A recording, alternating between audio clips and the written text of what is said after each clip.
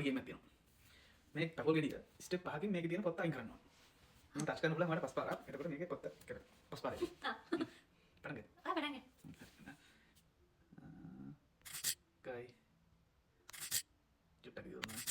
තුනයි.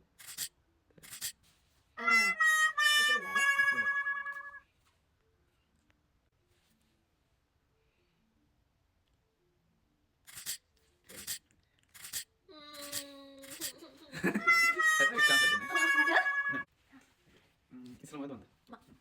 මම වින් කරන එක. හරිද?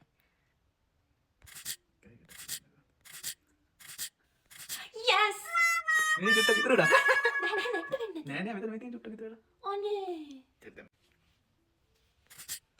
එහෙම බෑ. Yes! ආපදිනවා.